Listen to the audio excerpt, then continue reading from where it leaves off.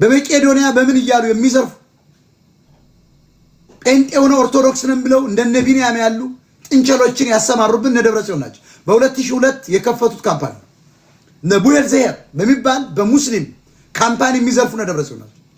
ልብ ለልብ በሚለው ሰሞኑ እየዘረፉ ያሉ ትግሬዎች ናቸው። ኦል ትግሬስ አዶና እየሸለማቸው በሙሉ ከአይነ ስውሩ ዘማሪ ጀምሮ ትግሬዎች ናቸው። ሱራፌል ተካይዝ ትግሬ የሽሬ ሰው ጎንደር ስለተወለደ እያንዳንዱ ብታዩ ታሪካቸውን የሚያስተዋውቅ አክሱም የኛ ነው፣ ቋንቋው የኛ ነው፣ ኢትዮጵያን መሰረት እያለ በእንግሊዘኛ የሚናገረው ለኔ ደርሶኝ ይሄ ሌባ ህዋት ነው ያመጣው። አንቀበለው።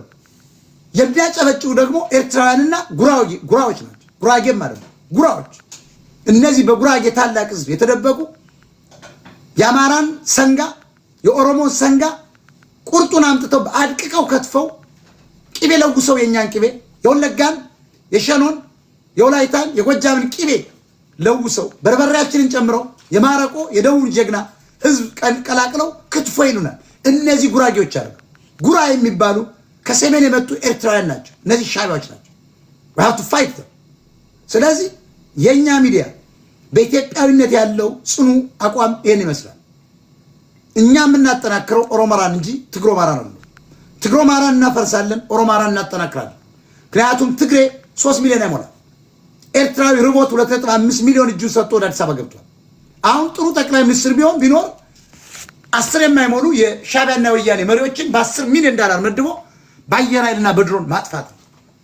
የጦር ቤዝመንታቸው ማፍረስ ነው። ከዚያ ውጭ ግን አንድ ትግሬ፣ አንድ አማራ፣ አንድ ኦሮሞ፣ አንድ ጉራጌ ወይም ደግሞ አንድ ወላይታ መሞት የለበት። ትግሬ ቀድሞ ስለተደራጀ መንግስት ስለነበር በኤርትራውያን ስም በውጭ ሀገር ተሰግስጓል። ቤተክርስቲያኑ የነሱ ጳጳስ ሳይሞት ጳጳስ ሹመዋል። ማቲያስ ህጋዊ ጳጳስ አለ። ከኦሮሞ ገዢ የሆነ ስለሆነ ከኦሮሞ መሾም አለበት። ቢያንስ ኦሮሞ አያሸሽም፣ አገር ያለማል፣ ውሃ ይሰራበታል፣ ከተማ ኮሪደር ልማት እያለ ያለማል። ትግሬ ግን ለትግሬ አገርነት ነው እየሰራ ያለው። ሲኖዶስ ያቋቋመው ማቲያስ ኤን ወንበዴ ሊቀ ጳጳስ ዘአክሱም ስለሆነ ወደ አክሱም መወረወር አለበት ይላል ሞጣ ቅራኔ።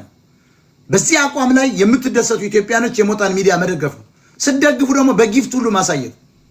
እኔ ትግሬ በሆን ኦሮሞ በሆን ፕራይቬት ጀት አለ።